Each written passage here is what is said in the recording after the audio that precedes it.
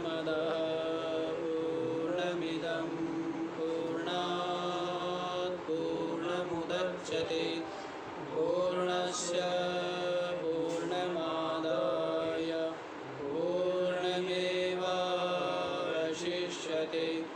ॐ शान्ति शान्ति शान्ति। ॐ सहना भवतु सहनौ भुनक्तु सह वीर्यं करवावहै तेजस्विनावधीतमस्तु मा विद्विषावहै। ॐ शान्ति शान्ति शान्ति।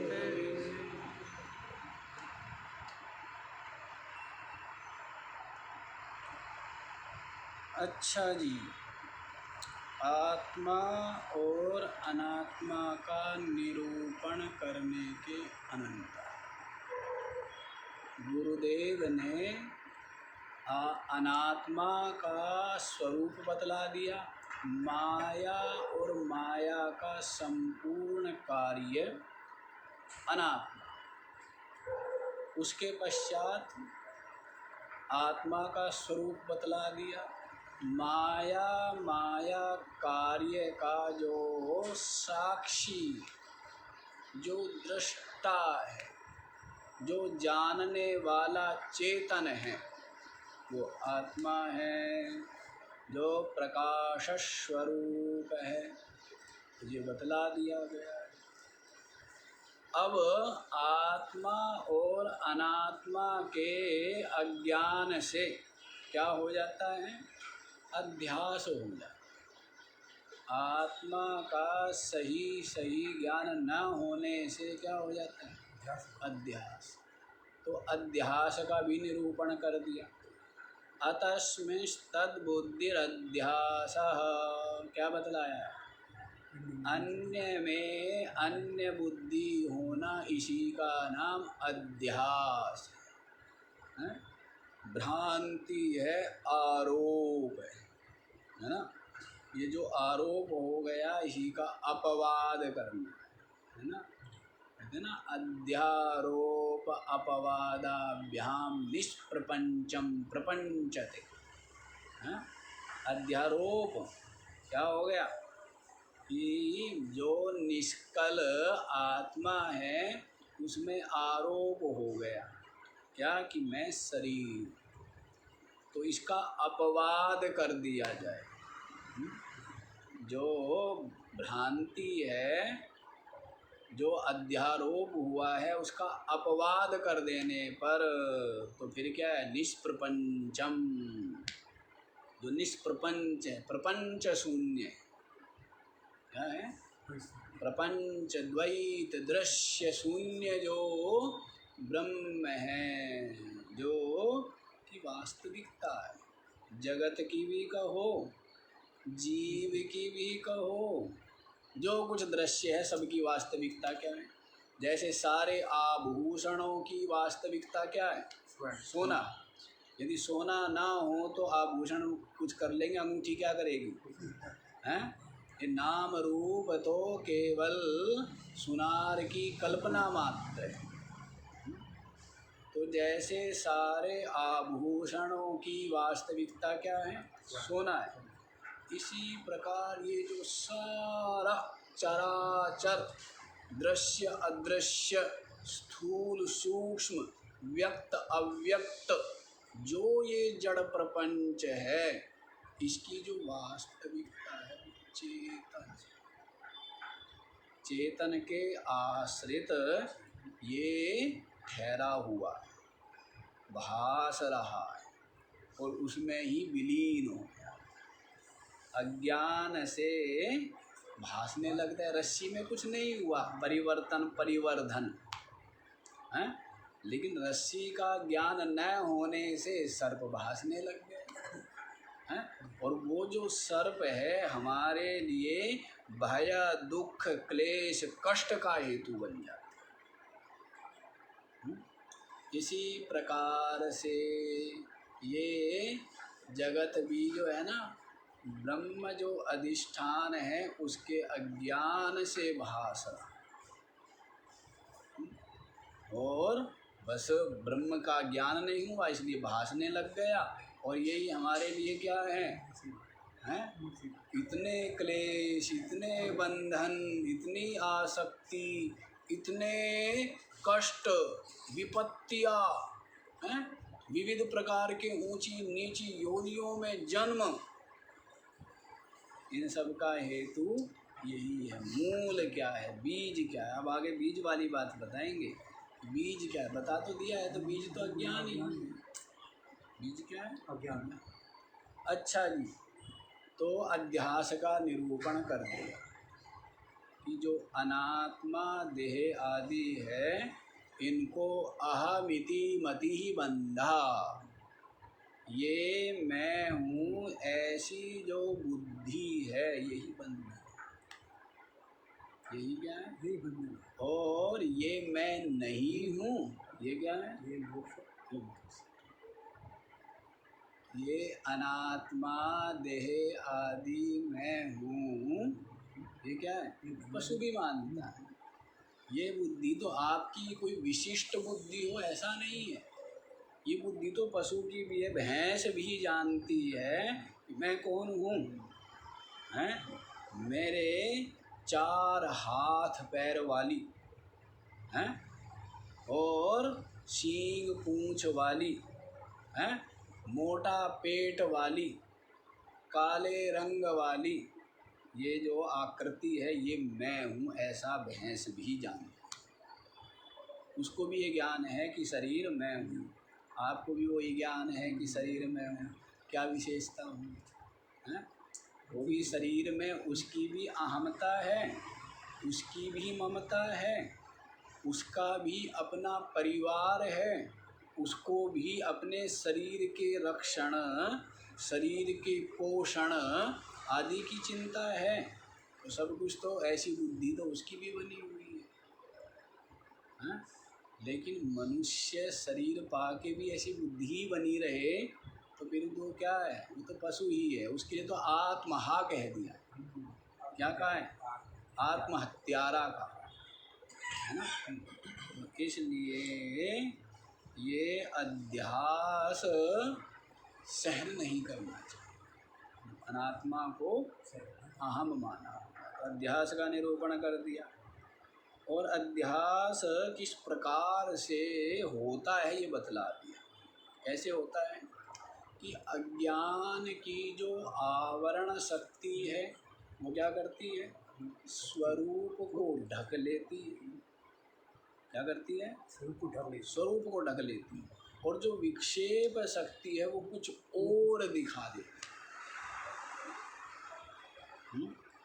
और उसको क्या है, अनेकों प्रकार के काम, क्रोध, लोभ, मोह आदि जो बंधनात्मक गुण हैं उनमें ये विक्षेप शक्ति नियुक्त करती है। फिर ये अशांत, भयभीत, परेशान, चिंतित, व्यथित, चंचल बना रहता है। सब है, सब कहते महाराज बीमार है। किसी से पूछो कि आप स्वस्थ हो या बीमार हो, स्वस्थ होना तो बहुत बड़ी बात है। स्वस्मिन् तिष्ठति इति स्वस्थ, जो अपने आप में ठहरे स्वस्थ। लेकिन व्यवहार में पूछते हैं कि आप स्वस्थ हो क्या, मतलब शरीर स्वस्थ है, हैं? फिर उससे ऊपर पूछेंगे कि आप स्वस्थ हो क्या, तो मतलब आपकी इंद्रियां शांत है क्या, संयत है क्या, चंचलता से रहित है क्या। फिर पूछेंगे आप स्वस्थ हो क्या, कि आपका मन प्रसन्न है ना, मन चंचल तो नहीं है, मन शांत है ना। तो ये और थोड़ी श्रेष्ठता। और वास्तविक स्वास्थ्य तो क्या है, अपनी आत्मा में ठहरना, ये वास्तविक स्वास्थ्य। अब कई लोग, आदत की बात होती है, कई लोगों को बीमार रहने में बड़ा आनंद आता है। आप कहोगे जी बीमार रहने में तो किसी को आनंद नहीं आता है। उनको मतलब अच्छा लगता है कि लोग उनको पूछते हैं या इम्पोर्टेंस देते हैं, या उनको जो है ना स्वानुभूति एकत्रित करने की आदत पड़ जाती है। बहुत से लोग ऐसे होते हैं, कोई बीमारी नहीं है, कोई बस आदत पड़ गई है कि कैसे कि जी बस क्या बताऊँ, जो है ना वो फुंसी हो रखी है, तो क्या सर में दर्द है, वो आदत पड़ गई, मतलब वो इतने कमज़ोर है, हर समय सहारा चाहिए है? भाई सबके सब मेरे को सहारा दो, ठीक है ना, मिल करके हैं। जैसे जितने भी सब गोप बाल थे ना, हैं, तो सबके सब क्या देने लग गए थे, सारा लाठी लगा दी थी, गोवर्धन को सहारा देने लग गए। तो वैसे ही व्यक्ति चाहता है सब मेरे को सहारा दो। अरे क्यों सहारा दे, मैं दूसरों को सहारा दूँ, क्या मेरे को सहारे की ज़रूरत है, हैं? तो बीमार रहने, हम देखते लोगों को, लोग आएंगे कहेंगे जी हमें ये तकलीफ, उनको न तकलीफ दूर करने से मतलब होता है, बस बताने से मतलब होता है। फिर उसका जो उत्तर या समाधान उसको नहीं सुनेंगे, उनको प्रश्न करने से मतलब है। इतने अधीर लोग होते हैं, बोलते अधीर कहो, चंचल कहो, हैं, इतना उतावलापन कहो, प्रश्न करना जानते हैं, उत्तर सुन सके उतना भी धैर्य नहीं, तुरंत कहीं ना कहीं और ध्यान चला जाएगा उनका, कुछ ना कुछ और करने लग जाएंगे। वो जो बिल्कुल फोकस, जो एकाग्रता होनी चाहिए वो नहीं होती। बहुत लोगों को देखा, हमारा तो काम देखना ही है ना, हमारा काम देखना है कि देखते रहो बस दुनिया तमाशे को, क्या करना है। हाँ तो देखते लोग आएंगे जी, ये घुटनों में दर्द, पैरों में दर्द, सर में दर्द, कान में दर्द, हम कहेंगे बताना शुरू करेंगे ऐसा करना नहीं, वैसा करना। तो फिर उनको जो बातें उनसे मतलब नहीं है, उनको नोट करें बुद्धि में, बल्कि लिखें, समाधान से कोई मतलब नहीं। क्यों? अब क्यों मतलब नहीं है, उसके कारण अनेक हो सकते हैं कि तमोगुण से बुद्धि ऐसी ढकी हुई है, पाप उनके इतने अधिक है कि मेरी बात सुन लेंगे, मान लेंगे तो उनके दुख दूर हो जाएंगे, लेकिन पाप इतने अधिक है वो तो भोगने पड़ेंगे ना दुख। तो वो बात सुन कैसे ले, सुन कैसे ले, समझ कैसे ले, मान कैसे ले? वो पाप नहीं मानने देंगे ना, वो कहेंगे नहीं हैं, दुख भोगना जरूरी है, बुद्धि आ गई, अकल आ गई तो दुख कैसे भोगेगा। हाँ तो ये दुनिया का संतोष भी इतने सही रहे जी, वो हाँ पूछने आए थे, हाँ बस पूछने आए थे, तो इसलिए मंदिर में जाओ और अपनी कह दो, वो बढ़िया, आगे वाला कुछ कहेगा नहीं, वो बढ़िया है। महात्मा के पास जाओगे तो बड़ा गड़बड़ काम है, अपनी कहोगे हैं कुछ और सुन के आओगे, बड़ा गड़बड़ काम है। कहेंगे भाई क्या है, सुबह उठाकर योग किया कर, ठीक है, फिर बैठ के जप किया कर, फिर ध्यान किया कर, फिर क्या स्वाध्याय किया कर, फिर क्या पुरुषार्थ किया कर, गड़बड़ काम सारा। हमारे तो राम जी अच्छे, अपना गए, एक लोटा डाला, हाथ जोड़ा, बस हो गया, कहना आपका हमारा एग्रीमेंट है। हाँ बड़े विचित्र काम। अच्छा जी, हम स्वास्थ्य की बात कह रहे हैं, तो स्वस्थ है अपनी आत्मा में टिक जाना, अपनी आत्मा में ठहरना, है ना। लौकिक व्यवहार में तो शरीर के स्वास्थ्य आदि को ही महत्व दिया जाता है। शरीर के स्वास्थ्य का अपना महत्व है, क्योंकि शरीर का स्वस्थ होगा तो चित्त भी स्वस्थ होगा, इंद्रियां भी स्वस्थ होंगी, और इंद्रिया और चित्त स्वस्थ होगा तो आत्मा में भी ठहरेगा, टिकेगा। अब शरीर ही स्वस्थ नहीं है तो वो आत्मचिंतन, आत्ममनन आदि नहीं कर सकता। अच्छा जी, तो क्या बतला दिया है, यही बतलाया है कि हाँ लोगों को बीमार रहना अच्छा लगता है, सब पारे, सबके सब दुखी है, लेकिन ये बहुत कम लोग हैं विचार नहीं करते कि दुख तो है, और इस दुख का कारण क्या है, और इस दुख का मूल क्या है। अधिकतर लोग तो खोजते ही नहीं, विचारते ही नहीं। कुछ लोगों को खोजते भी है, पता भी लगता है, वो कहते हैं ये हमारे से संभव नहीं, या इतनी बहिर्मुखता रहती है कि वो कहते हैं भाई दुख भोग लेंगे, लेकिन ये काम कि सत्संग करो, चिंतन करो, अंतर्मुख हो जाओ, आसक्ति छोड़ दो, है स्वाद छोड़ दो, ये काम कठिन है, दुख भोग लेंगे वो चलते है ना। इतने इतने बुद्धिमानों से धरती भरी पड़ी, बुद्धिमानों से भरी, है ना। बुद्धिमान का मतलब क्या है? हाँ, बुद्धि का जिनमें नाम नाम भी नहीं है, जिसको नाम कहते हैं ना कि नाम, विचारवान नहीं है। विचारवान व्यक्ति का जीवन ही अलग होता है। वे देखता है कि दुख है, समस्या है, ठीक है, रोग है, शांति से इसका क्या समाधान हो सकता है, स्थायी समाधान, जड़ से सदा सदा के लिए। वो क्रिया को उतना महत्व नहीं देता है, वो विवेक को महत्व देता है। क्योंकि यदि क्रिया ज्ञान रहित क्रिया की जाए, उसका कोई औचित्य है क्या? विवेक ज्ञान से रहित कर्म या क्रिया का कोई महत्व नहीं है ना। ज्ञान पूर्विका क्रिया हो, है, रोटी का भी बनाने का यदि ज्ञान हो ना, और तब हम रोटी बनाएं तो रोटी बनती है, और ज्ञान होना के लिए मैं बना देता हूँ, हो जाएगा। तो ज्ञान पूर्विका ही जो कर्म या क्रिया है वो फलदायी होता है। ज्ञान के लिए क्या चाहिए? उतना विचार, उतना धैर्य चाहिए होता है, उतना तप चाहिए। क्या चाहिए होता है? तप चाहिए, तप चाहिए। अच्छा जी, तो स्वस्थ होने की बात चल रही है, स्वस्थ होना है ना। अच्छा, होना है तो फिर आ जाओ यहीं पर देख लो। अज्ञान की आवरण और विक्षेप शक्ति के द्वारा ये जीव जर्जरित हो गया, अनेकों प्रकार के कष्ट भोगता रहता है, दुख भोगता रहता है। तो इसका, इसी को बंधन कहते हैं। तो बंधन का निरूपण अब आप लोग 147वें श्लोक से देख लीजिए।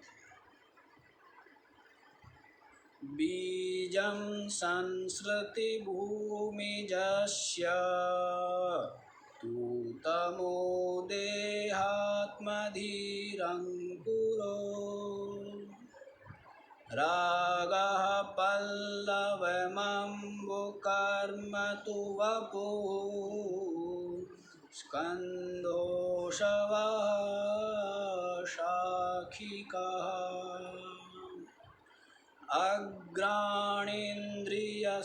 अग्राणीन्द्रियसंहतिश्च विषयाः पुष्पाणि दुःखं फलम् नानाकर्मसमुद्भवं बहुविधं भोक्तात्र जीवः खगः। बीजं संसृति भूमिजस्य तूतमः देहात्मधिः अंकुरः रागः पल्लवम् अम्बुः कर्मः तु वपुः स्कन्दः अशवः शाखिकः अग्राणी इंद्रियसंहतिश्च विषयः पुष्पाणि दुःखं फलं नानाकर्मसमुद्भवं बहुविधं भोक्ता अत्र जीवः खगः।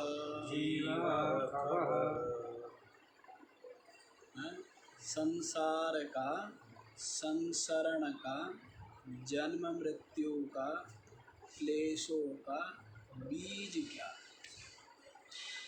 तो इस संसार रूपी जो वृक्ष है, इसकी परिकल्पना कैसे की गई है? वृक्ष के समान परिकल्पना की गई। उपनिषदों में भी आया, ऊर्ध्वमूलो अवाक् शाखा एषो स्वत्थ सनातना है।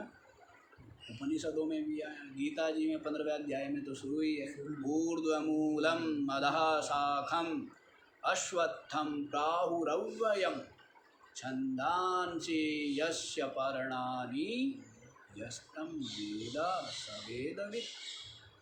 वहाँ पर भी बतलाया है कि ये संसार क्या है? वृक्ष। संसार रूपी वृक्ष है, नाम रख दिया इसका अश्वत्थ है। श्व कहते कल को, और ना स्वा है अपि तिष्ठति, जो कल भी नहीं रहेगा, कल तक भी स्थिर नहीं रहता है, उसको क्या कहते हैं? अश्वत्थ। पीपल के वृक्ष को भी अश्वत्थ कहते हैं। क्यों कहते हैं? क्योंकि वो चंचल बहुत होता है। पीपल का पत्ता बिल्कुल हवा ना भी हो तो भी ठहरेगा नहीं, है ना। इस तरह की उसकी संरचना होती है कि वो हिलता ही रहता है, अग्रभाग उसका बड़ा चंचल है। तो वैसे ये जो संसार वृक्ष है ना, ये कल तक भी स्थायी है, इसमें संदेह। और दूसरी बात, परिवर्तन निरंतर हो रहा है और बहुत तीव्र हो रहा है, बड़ा सूक्ष्म हो रहा है, दृष्टि में नहीं आ रहा है।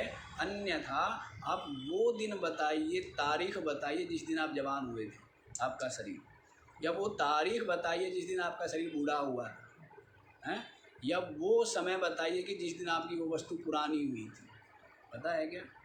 निरंतर परिवर्तन, बड़ा तीव्र परिवर्तन है ना, बड़ा तेजी से सब कुछ तो बदल ही रहा है, कुछ भी स्थायी नहीं है, कुछ भी स्थायी नहीं है। ये अश्वत्थ है, जिस जो हम रख के सो गए, प्रातः काल उठे, जैसे भी ये शरीर है तो ये कल वाला नहीं है, ये दूसरा ही शरीर निरंतर बदल रहा है। वैज्ञानिक लोग भी मानते हैं कि निरंतर इसमें क्या होती है, नई सेल्स बनती है, पुरानी मरती रहती है, टूटती रहती है, वो उसका आहार बन जाता है, वो नया प्रकट हो जाता है अनेकों रक्त में, हैं जो कोशिकाएं, कणिकाएं, श्वेत रक्त कणिकाएं आदि जो भी है, लाल रक्त कणिकाएं, तो ये सब निरंतर क्या हो रही है, परिवर्तन, जन्म, वृद्धि और क्षय निरंतर चल रहा है। लेकिन दृष्टि में नहीं आता है, तो इसलिए व्यक्ति को क्या बना रहता है। अब बहुत बातें का ज्ञान होना लाभदायक भी होता है, हानिकारक भी होता है ना। बहुत बातों का ज्ञान जो धैर्यशाली है उसके लिए लाभदायक होता है, और जो अधीर व्यक्ति है उसके लिए बड़ा हानिकारक। अच्छा जी मैं मर जाऊंगा, अच्छा जी मर जाऊंगा, हम चिंता, अरे भाई चिंता क्यों कर रहा है, कह जी मैंने तो ये सुना है कि मैं मर जाऊंगा। उसको मृत्यु का केवल याद दिलाई और उसी को लेकर के बैठ गया है, इतना अविवेकी है। और विवेकी को पता रहेगा, अच्छा भाई सदा नहीं रहते, शरीर तो मर ही जाता है, अच्छा जब तक जीवन है मैं अच्छा जीवन जीऊँगा, है सेवा करूँगा, सहयोग करूँगा, प्रसन्न रहूँगा, आनंद है, स्वयं आनंद में रहूँगा, दूसरों को आनंद दूँगा। विचारवान जो है वो ये सोचेगा समय का सदुपयोग करूँगा। और मूर्ख व्यक्ति का आपको बता ही दिया, वो ये कहेगा चलो मेरे भी मरना पड़ेगा, हाँ कोई लाभ ही नहीं है, फिर तो मैं कुछ नहीं करता, खाना पीना छोड़ के बैठ गया, मरना था 10 साल बाद, मर गया 10 दिन में, हैं। ये स्थिति है। मूर्ख व्यक्ति को ना उसको कहीं जाने की ज़रूरत नहीं है, उसको हर जगह नरक है ना। और समझदार आदमी को भी कहीं जाने की ज़रूरत नहीं है, उसको हर जगह क्या है, हाँ वो नंदन वन में रहता है ना। स्वर्ग के जो नंदन वन है ना, जो बड़ा ही मनोहर अनुकूल है, ऐसे पुष्प वाटिका में रहता है, पुष्प फल की वाटिका। अच्छा जी यहीं पर आओ, क्या बतला रहे हैं, संसार रूपी वृक्ष का बीज बतला रहे हैं। बीजम बीज संस्कृति भूमिजस्य तु तमः, ये जो संसार है ना, संसार रूपी जो ये वृक्ष है, भूमि में जो उत्पन्न होता है, भूमिज, भूमिज कौन है, वृक्ष आदि भूमि से उत्पन्न होते हैं ना, भूमि में खड़े हैं। तो ये जो संसार रूपी वृक्ष है, इसका बीजम तु तमः, इसका जो बीज है वो अज्ञान। क्या बीज है, अज्ञान। और अज्ञान से ही जो जगत है दुख रूप है, अनित्य है, अशांति का हेतु है, जो कि वास्तव में है ही। जैसे हम स्वप्न देखा, स्वप्न में अनुकूल स्वप्न देखा तो बड़े ही आनंद अनुभव करते हैं, और प्रतिकूल स्वप्न देखते हैं तो बड़ा ही विक्षेप और खेद अनुभव करते हैं। और जग गए तो वास्तव में देखा कि कुछ वैसे ये स्वप्न देख रहे हैं। मोह निशा जग सोवन हारा, देख ही स्वप्न। सच्चा नहीं लगती बात, सिद्धांत देखो ना, दृष्टांत देखो। स्वप्न सत्य है, स्वप्न के समय पूर्ण सत्य नहीं है। स्वप्न के समय स्वप्न सत्य है, जागने पर झूठा होता है। ये तो दुख सुख भोगते नहीं भोगते। वैसे जब ये जगत दिखता है तब ये सत्य है, लेकिन जब सो जाते हो तब है क्या है? जागृत के समय ये जगत सत्य है, स्वप्न के समय स्वापनिक जगत सत्य है, और सुषुप्ति में दोनों ही झूठे हैं। और ज्ञान में वो अज्ञान भी नहीं है, सुषुप्ति वाला। तो ये जो जगत है जिसको हम परम सत्य मानते हैं, और यहीं पर पद और प्रतिष्ठा और धन और संपदा है, और भविष्य और भूत और वर्तमान और शरीर और इज्जत और पता नहीं क्या क्या उसमें लगे रहते हैं। ये क्या है? ये स्वप्न।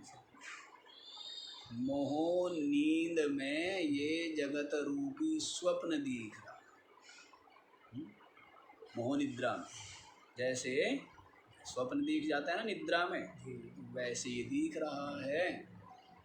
जब तक दिखता है सत्य लगता है, लेकिन सत्य यहाँ भी कुछ नहीं है।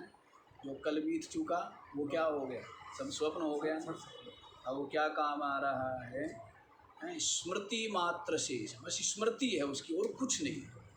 जो कल आपने खाया पिया, नाचे कूदे, गाया बजाया, वो सब क्या हो गया? केवल स्मृति मात्र। जैसे स्वप्न से आप उठे, जग गए, तो स्वप्न क्या रह गया? केवल स्मृति मात्र। स्वप्न में शेर देखा जी मैंने जंगल में, पीछे पड़ गया मेरे को पकड़ने के लिए, स्मृति मात्र है ना। वैसी कल जो घटनाएं घटी, जो आपने जो कुछ भी देखा, वो अब क्या है? केवल स्मृति है, बाकी है कुछ।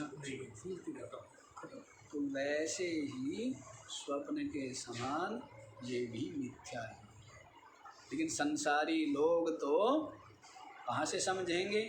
लेकिन साधक लोग जो विवेक वैराग्य विचारवान है, और सत्संग के जिनको संस्कार है, वो कहेंगे कि सत्य बात है। परम सत्य यही है कि ये जगत स्वप्न जगत के समान ही भासता है, सत्य नहीं। तो देखो, जो जगत है ही नहीं, ऐसा जगत का जो बीज है वो क्या है? तमः, अज्ञान। अज्ञान बीज। अज्ञान माने अपनी आत्मा का ज्ञान नहीं हुआ, जगत भासने लग गए। क्या हुआ? जगत भासने। और अपनी आत्मा का ज्ञान हुआ, उसके पश्चात भी प्रारब्ध शेष से भासता है, लेकिन वो सत्य बुद्धि नहीं रहती। दृष्टांत कई बार दिया है कि जैसे जो रेत में जल भासता है ना, जो प्रथम बार गया है उसको दिखता है, सूर्य किरणें पड़ती है, वो सत्य मानता है। लेकिन जो वहाँ पर रहता है, दिखता उसको भी है, उसको नहीं दिखता है क्या? लेकिन वो उसको सत्य नहीं मानता। सत्य नहीं मानता, इसलिए ना उससे प्यास बुझाना चाहता, ना उसमें स्नान करना चाहता, ना उससे दुखी या सुखी होता। क्यों? वो जानता है कि दिख रहा है पर है नहीं, सत्य नहीं। और जो अज्ञानी है वो कहेगा जल भरा हुआ है, चलो स्नान कर लिया जाए, वहाँ जाएगा गर्मी में, स्नान के लिए गया था, देखा वहाँ तो कुछ भी नहीं है, गया था बेचारा गर्मी मिटाने और गर्मी लेके आया, फिर से पटकेगा। है ना। अरे तो वैसे ही है कि ये जो ज्ञानी को भी भासता है, अज्ञानी को भी भासता है जगत, लेकिन अज्ञानी इसको सत्य मानता है, सार मानता है, सुख ढूंढता है। ज्ञानी को भी दिखता है, लेकिन ज्ञानी जानता है दिख रहा है, सत्य नहीं है, भास रहा है, पहली बात। दूसरा, इसमें केवल जो है ही नहीं, जो जल है नहीं, वो प्यास बुझा सकता है? कि दिख रहा जरूर है लेकिन प्यास नहीं बुझा सकता, है ना। अब जैसे दिखता है आकाश, कई बार बताया कढ़ा की तरह है, क्या है, या नीला दिखता है क्या, लेकिन अज्ञानी तो वैसा मानता है उसको, है। कढ़ा की तरह देखेगा, कहेगा 2 किलोमीटर पर भाई, हैं। जैसे हम लोग बालक थे ना, तो छत पर खड़े होते थे, तो देखा आसमान को, तो लगता है कि बस ये तो इतना ही है। जैसे हमारा घर होता है ना, जैसे पांडाल होता है ना, तो पांडाल जितना कि पंडाल है वैसे ही दीवार आती है, उसकी सीमा होती है ना पांडाल की, घर की। तो वैसे ही हम समझते थे कि ये भी एक घर है ना, संसार एक घर है। हम सोचते थे तो एक घर ही है और बस छोटे से ही है, और बाकी हाँ एक भगवान है, और भगवान जो है वो हाँ कहीं ऊपर रहता है, जैसे हम यहाँ रहते हैं ऐसे भगवान ऊपर रहता है, और वो भगवान जो है ऐसे घर बनाता रहता है। बालक थे ना, तो हम सोचते थे कि कभी मौका मिलेगा तो जब गाड़ी में बैठ के जाएंगे, क्योंकि पढ़ते थे, बालक थे तो उतना आने जाने की सुविधाएं नहीं थी, तो इसका वो पता करेंगे कि 2 किलोमीटर पर या 3 किलोमीटर पर आकाश खत्म होता है, ऐसा सोचते थे। लेकिन ये तो भासता है, और इसकी सीमा को ढूंढना वो मूढ़ता है। वो क्या है? मूढ़ता है। तो वैसे ही ये जगत भी है जो केवल भासता है, और अज्ञानी इसको सत्य मानता है, सुख ढूंढता है। ज्ञानी को भी भास रहा है, लेकिन यहाँ का लाभ उसके लिए लाभ नहीं, यहाँ की हानि उसके लिए हानि नहीं, यहाँ का सम्मान उसके लिए कोई महत्व नहीं, यहाँ का अपमान का कोई महत्व नहीं, यहाँ का सुख, यहाँ का दुख, शरीर के रोग आदि उसके लिए महत्वपूर्ण नहीं है। वो जानता है ये सब भास रहे हैं, ये सब के सब मिथ्या, इसलिए वो आनंद में प्रतिष्ठित रहता है। इसमें आनंद में प्रतिष्ठित। ऐसा जो विचार और तप और चिंतन से संयुक्त है, विवेकी व्यक्ति इस माया और माया के प्रपंच से पार परे चला जाए। और दुनिया तो चाहती है कि माया में ही महाराज, माया के कार्य में बड़ा आनंद है, बेटा है, बहू है, पोता है, माता है, भाई है, बहन है, स्त्री पुत्र आदि, बड़ा आनंद है। और दुखी होता रहता है, कभी माँ से दुखी, कभी बाप से दुखी, कभी बहन से दुखी, कभी भाई से दुखी, कभी उससे दुखी, कभी उससे दुखी, कभी शरीर से दुखी, हर समय दुखी। चैन तो यहाँ है, चैन तो यहाँ प्रश्न ही नहीं है। चैन तो कहाँ है? विवेक में है, ज्ञान में है, सद्गुणों में है। थोड़ी बहुत शांति मिलेगी तो सद्गुणों से मिलेगी, हैं।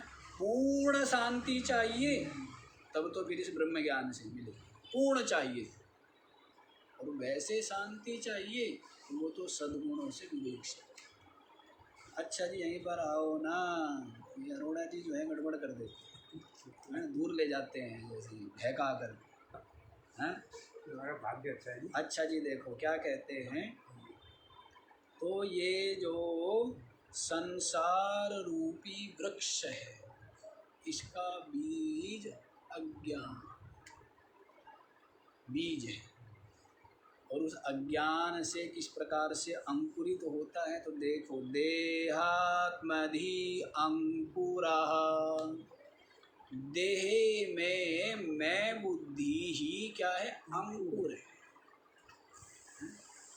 बड़ा ही सुकोमल है, बड़ा ही लुभावन, बड़ा ही प्रीति वाला है। अंकुर होता है ना, अंकुरित होते हैं। मेथी अंकुरित हो गई, क्यों तुलसीदास? मेथी अंकुरित होने तक, अंकुरित होते बड़ा हर्षित होता है। तो वैसे ये जो शरीर है ये क्या है, इसमें जो मैं बुद्धि है ये अंकुर है। अब अंकुरित हो गया तो फिर उसके क्या लगेंगे, हाँ पूरे के पूरे वृक्ष भी बनेगा। हैं, इस शरीर के कारण ही क्या है, स्त्री पुत्र चाहिए। इस शरीर के कारण ही दुनिया भर की विषय वस्तु चाहिए, हैं, वस्त्र भोजन, हैं, ये सब क्या है, ये सब शरीर के लिए ही है।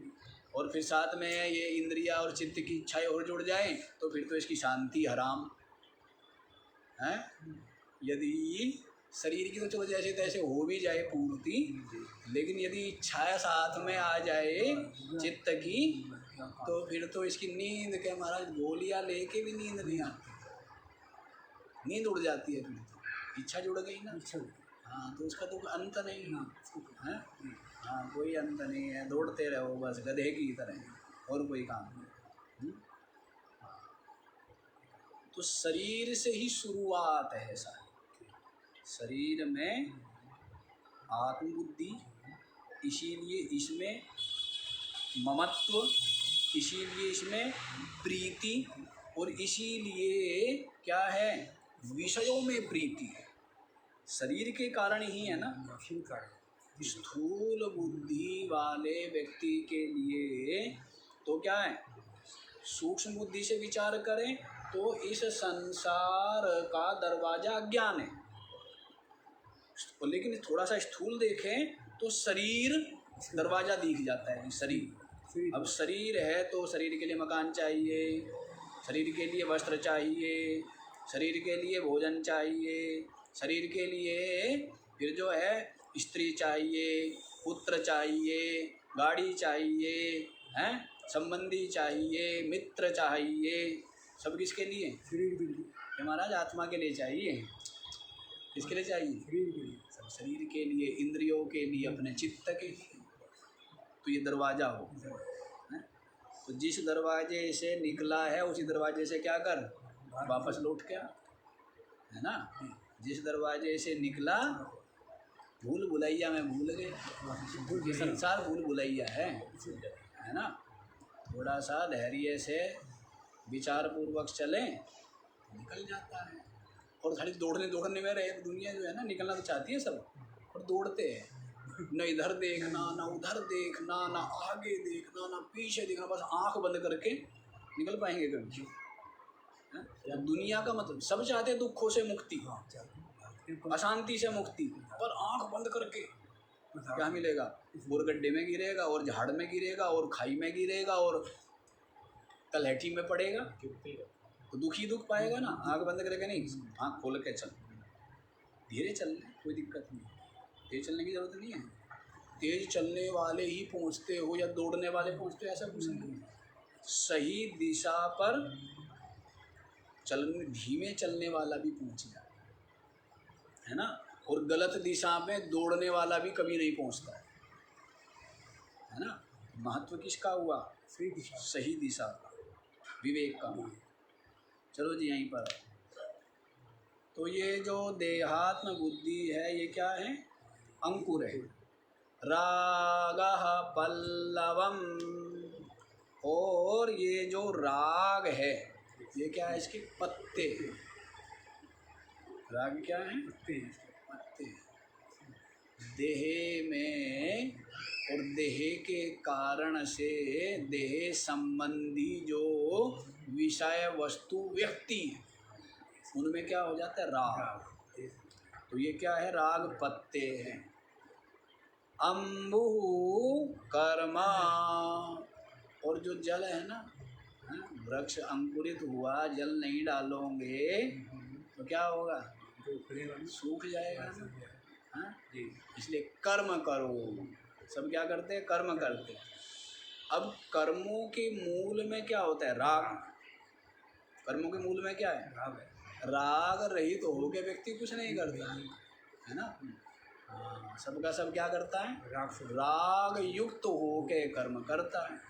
उससे क्या है, इस वृक्ष को जल मिलता रहता है, खुराक मिलती रहती है।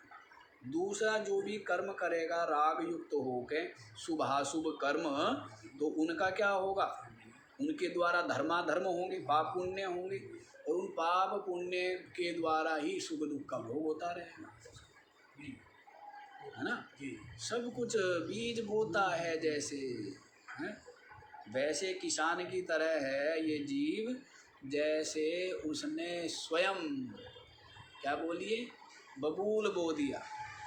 बहुत सुंदर भूमि थी, हैं, और उस भूमि में क्या बो दिया उसने, कांटे बो दिए, और फिर जब वो कांटे निकलते हैं और चुभते हैं, पीड़ा देते हैं, तब सर पटकता है? और पता नहीं किसको दोष देता है, हे भगवान कहाँ बैठा है तू, दूसरे के खेत में तो ज्वार हो गया, बाजरा हो गया, और मेरे खेत में कांटे हो गए, बबूल हो गए। मैंने क्या तेरी भैंस अब भगवान ने कौन सा इसका काम किया? भगवान के साथ ध्यान फिर हम अच्छा जी, मैंने क्या बिगाड़ा तेरा। हाँ। अब भगवान बेचारा कि कहीं मिल जाए तो वो कहे मैंने तो कुछ भी नहीं किया, मैंने क्या किया, जो कुछ किया तूने किया। जो कुछ किया किसने किया है? उसने ज्वार बोई, उसने बाजरा बोया, तूने कांटे बोए, मैंने कुछ नहीं किया भाई। भगवान पूछो क्योंकि मैंने तो कुछ भी नहीं किया, ठीक है ना। मैं तो तेरे अंदर ही बैठा हूँ, साक्षी देख रहा हूँ तेरा तमाशा है। तेरे साथ साथ वैसे दुर्गति मेरी भी हो रही है? हाँ, तो भाव ये है सब कुछ तो स्वयं ही करता है, अपना भाग्य विधाता स्वयं ही है। अच्छा करता है अपने लिए, बुरा करता है किसी के साथ भी करता है, वो भी अपने लिए, क्योंकि जो कुछ करना है वो बोना है, वो अपने को ही मिलना है ना। सम्मान, इसलिए हम कहते हैं ना कि जो भी आप चाहते हो वो दूसरों को दो। सम्मान चाहते हो ना दूसरों को दो, सुख चाहते हो ना दूसरों को दो, जो भी आप चाहते, प्रसन्नता चाहते हो ना दूसरों को दो, धन चाहते हो ना दूसरों, जो बोएंगे आप वही तो मिलेगा ना। जो आप चाहते हो दूसरों को दो, सीधी सी बात है, मिलेगा आपको। उसको मिलेगा नहीं मिलेगा पता नहीं, लेकिन किसको मिलेगा, आपको।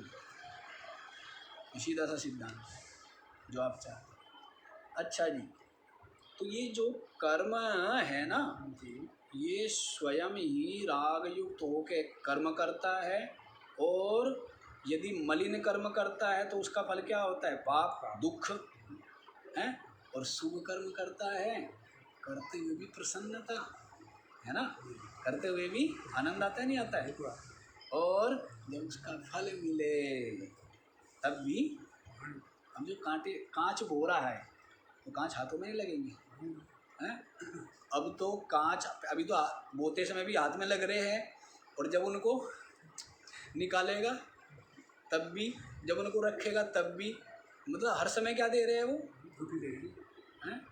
और जो पुष्प बोएगा हैं, वो बोते समय भी, या आम आदि वो बोते समय भी सुगंध दे रहे हैं, जब खिल जाते हैं तब भी सुगंध देते हैं, उसके पश्चात उनको रख लिया जाता है तब भी क्या देते हैं, सुगंध देते हैं, है ना। तो वैसा ही है कर्मों का सिद्धांत।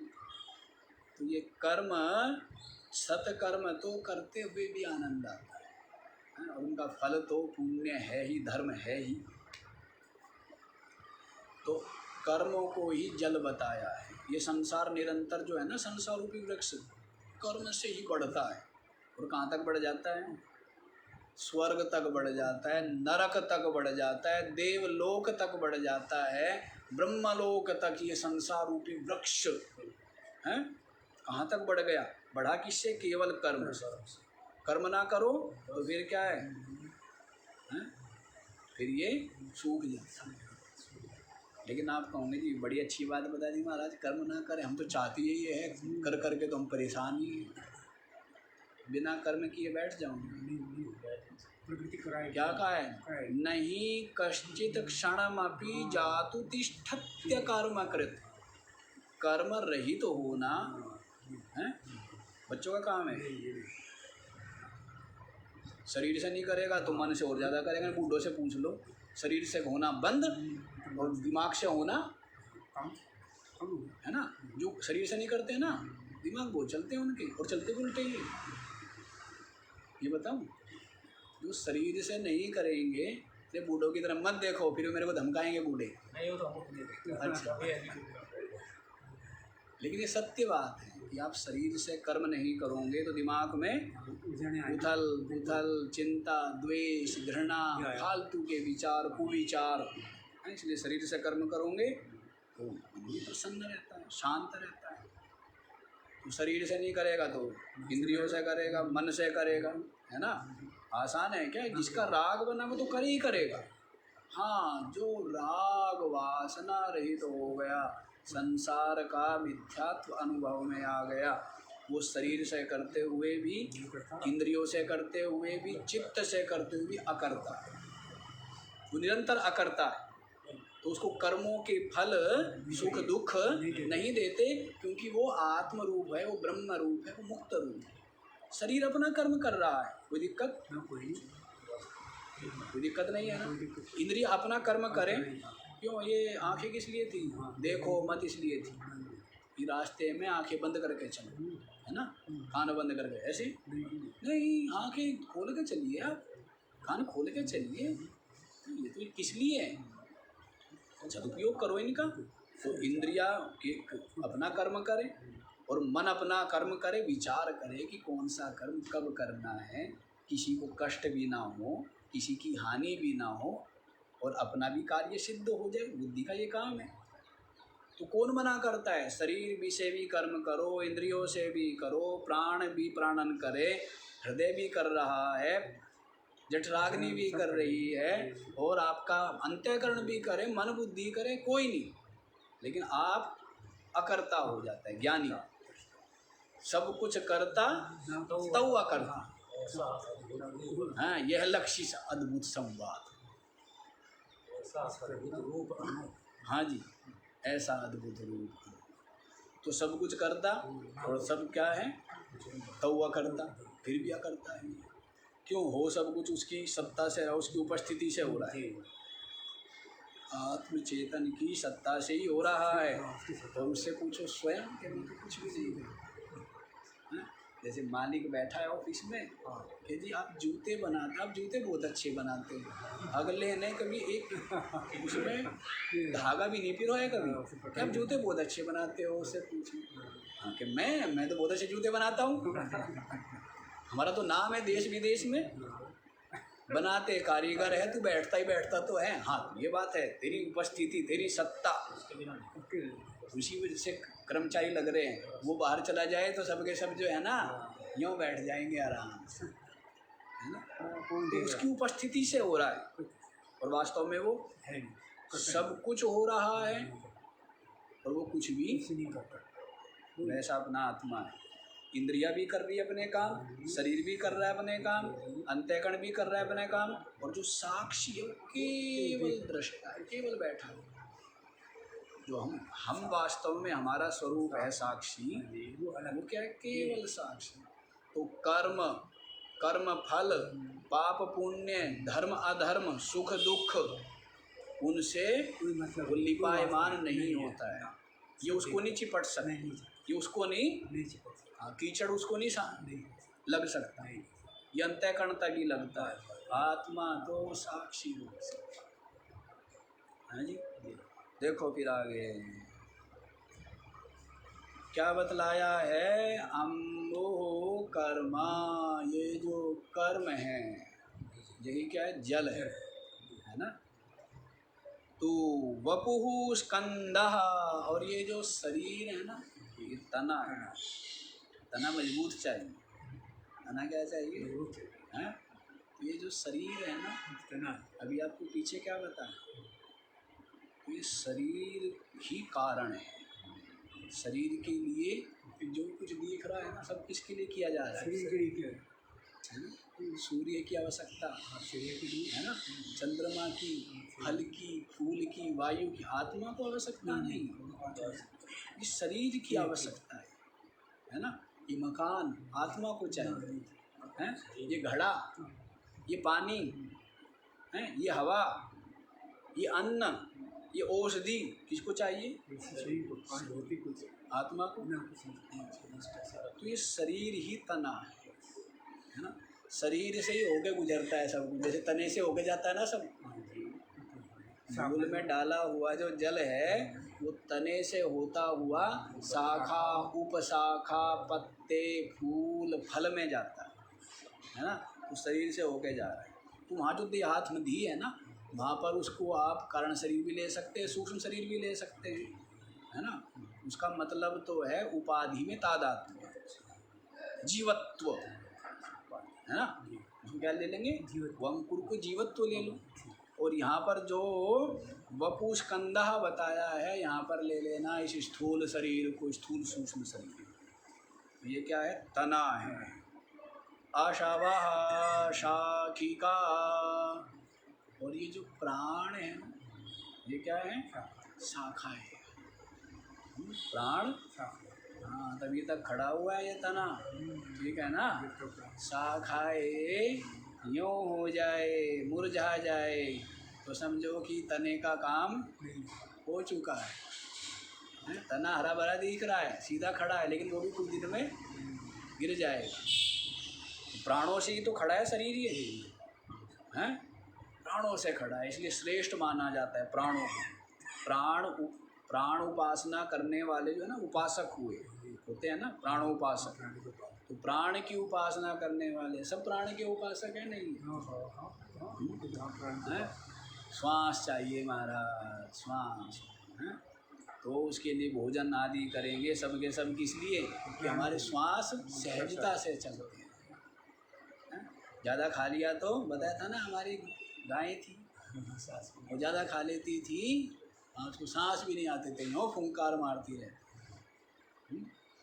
वैसे ही है, ज़्यादा खा लिया जाए तो श्वास सहजता से नहीं आती। तो ये जो प्राण है, प्राण की उपासना बताना, हिरण्यगर्भ रूप से प्राण की उपासना की जाती है।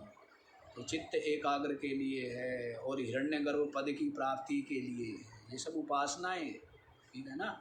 लेकिन अभी आप उपासना बहुत ऊंची कक्षा में बैठे हो, हैं।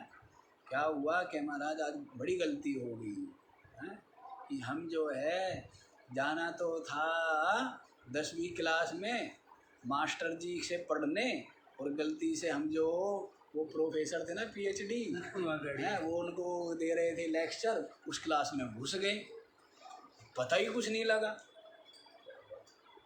तो ये तो वो है ना, वो कर्म की क्लासें, उपासना की क्लासें, तो वो सब निरर्थक नहीं है। वो सब करोगे तो ये समझ में आएगी, जरूरी है। हाँ, तो वो उन क्लासों में ना आके सीधा इस क्लास में आ जाता है, तो फिर समझ में नहीं आता। तो देखो जी, वो प्राण उपासना है, चित्त एकाग्र होता है, हिरण्यगर्भादि पद की प्राप्ति होती है। ये सब इतना सुंदर साधना का क्रम अध्यात्म बना हुआ है, ये भ्रम नहीं है, ये क्रम है ना। क्रम है। व्यक्ति ये समझता है कि जी तीर्थ यात्रा करूं, या मूर्ति पूजा करूं, या जप करूं, या ध्यान करूं, या स्वाध्याय करूं, या सत्संग करूं, या चिंतन, क्या करूं, जो तेरी कक्षा है वो कर, है ना। ये कि जी कौन सी कक्षा में प्रवेश करूं, ये भी कोई बात है, हैं? ये देख तेरी क्या योग्यता है, कहाँ तक पढ़ाई तूने की कर ली है, उससे आगे तो प्रवेश करेगा ना। तो ये सब योग्यता है, कक्षाएं हैं, तो ये कुछ गलत नहीं है, है ना। जैसी साधक की पात्रता है उसी के अनुसार सब साधनाएं, सबका महत्व है, सब कक्षाओं का महत्व। चलो जी यहीं पर आओ। तो ये प्राण जो है ये शाखाएं हैं। अग्राणी इंद्रिय संहति ही च, और इंद्रियों का जो समूह है ना, कितनी इंद्रियाँ हैं, हाँ, प्राण भी इंद्रियों में गिलोगे, 10 इंद्रियाँ प्राण, हाँ, है ना। 10 कह दो, एकादश कह दो, है ना, 11 इंद्रियाँ कह दो, क्योंकि 10 तो ये हो गई बाह्यकरण, और अंतःकरण 1 हो गया, तो कितने हो गए, 11। तो ये जो इंद्रियों का समूह है ये क्या है, अग्राणी शाखिका, आगे वाली जो शाखाएं होती है कोमल कोमल टहनियाँ, है ना, तने से शाखा और शाखा से फिर होती है उपशाखा, छोटी छोटी जो टहनियाँ होती है ना शाखा से निकलती है। हाँ फिर बताएंगे आगे। फिर उन टहनियों पे क्या लगते हैं? फूल। और फिर क्या लगते हैं उन फूलों में? फूलों के अंदर से क्या निकलता है? फल। क्या निकलता है? देखो, इंद्रिय का समूह ही क्या है? उपशाखिका है। और विषयः पुष्पाणि, और ये जो विषय है ना, शब्द स्पर्श रूप रस गंध आदि जो रूप, ये जो विषय है ये क्या है? फूल है। फूल ठीक है, फूल जिसमें लुब्ध रहता है।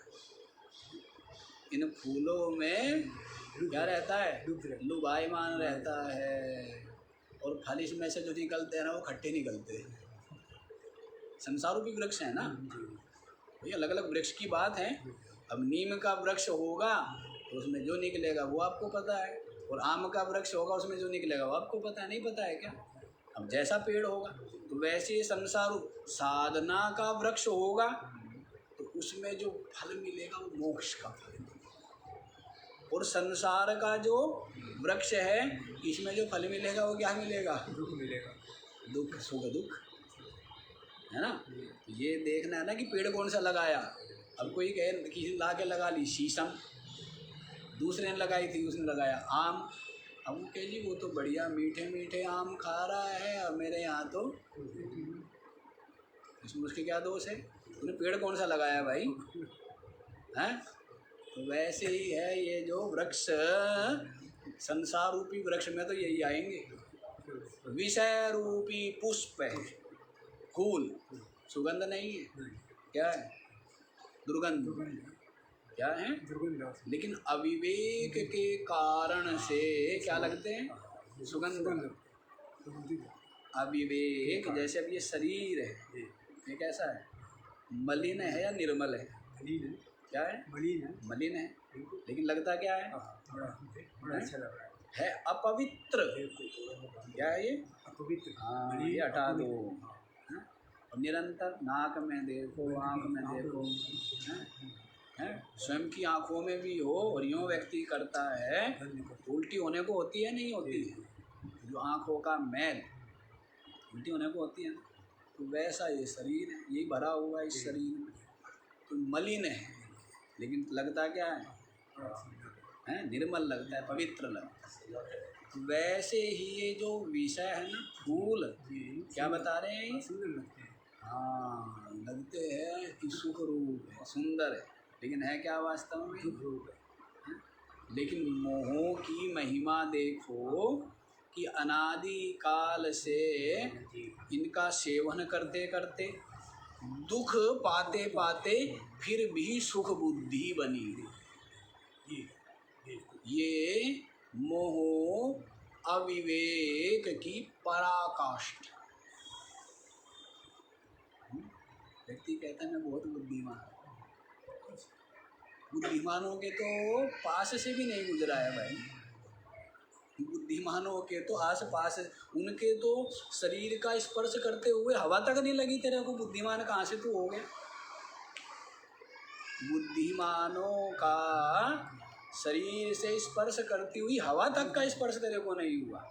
बुद्धिमान कहाँ से हो गया तू? बुद्धिमान कौन होता है? जो सदग्रंथों का आश्रय लेता है, जो त्यागी, तपस्वी, संयमी, विचारवान, चिंतन परायण है ना, ऐसे जो संत है, ज्ञानी है, विवेकी है, उनका आश्रय लेता है, उनका सानिध्य करता है। बुद्धि तो वहाँ मिलती, दुकान पर थोड़ा मिलती है बुद्धि। तो बुद्धिमानों के तो आसपास को भी नहीं, पड़ोस में से भी निकल, उस गली से ही नहीं गया कभी है। बस कमाने, खाने, जोड़ने, संग्रह करने, फैलाव करने, इसी को क्या मानता है? बुद्धिमान ही मानता है। महाराज कितना बुद्धिमान है। अरे बहुत चले गए भाई ये बुद्धिमान, बड़ी चिंता, बड़े बड़े बड़े विचारवान थे, ऐसे ऐसे महल बनाए, लेकिन उन महलों में कबूतर नहीं वास करते, अंधेरा ना हो, हैं, कृत्रिम प्रकाश की आवश्यकता ना हो, ऐसी ऐसे महल बनाए, कभी गर्म ना हो, कितनी प्रचंड गर्मी पड़े, हैं, कैसे कैसे दिमाग लगाते थे, ये सोचते थे हम और हमारे वंशज तो सदा रहेंगे, है ना, हम तो सदा ही रहने हैं, हम कहाँ जा रहे हैं यहाँ से। आज देखो स्थिति भी नहीं है, यहाँ तो बड़े बड़े चले गए महल खड़े करके, अटारी खड़ी कर करके, कोई रहने ही नहीं पाया, ना उनका कोई नाम लेने वाला, ना कोई उनका वंशज। तो इसमें ये कोई बुद्धिमानी नहीं है, क्या बुद्धिमानी है, क्या विशेषता, कोई बुद्धिमानी कोई विशेषता नहीं है। विशेषता तो सद्गुणों को अपनाने में है, बुराइयों को छोड़ने में है, अच्छी संगति लेने में, जिससे कि हमारे अज्ञान अंधेरा दूर होता चला जाए, प्रकाश आता जाए जीवन में। अंधकार हो, अंधेरा अपने आप में भय रूप है। अंधेरा क्या होता है, अभी चारों तरफ अंधेरा ही अंधेरा हो तो सब क्या, सब भय का अनुभव होता है ना, गड्ढे का, टकराने का भय वह है नहीं, और प्रकाश हो तो निर्भय हो गया, लाइट चली गई रो रहा है डर के कारण से, प्रकाश हो गया तो क्या, अंधेरे से बहुत डरता है, कई लोग बड़े बहुत बड़े बड़े लेकिन मेरे को अंधेरे में बहुत डर लगता है कुछ नहीं, अंधेरा कहीं से कुछ आपकी जेब में ला के नहीं डाल दिया है, अंधेरे ने आपसे आपकी जेब से कुछ निकाल के नहीं ले गया, प्रकाश ने आपकी जेब में कुछ, बस कि अंधकार होने से ही भय का संचार होता है और प्रकाश होने से ही भय की नाश हो जाती, निवृत्ति हो जाती है। तो वैसी सत्संग ज्ञान संगति की तो महिमा का कोई सीमा ही नहीं। अच्छा जी, यहीं पर देखो, अरे समय भी हो गया है तो चलो तो बता ही देते हैं।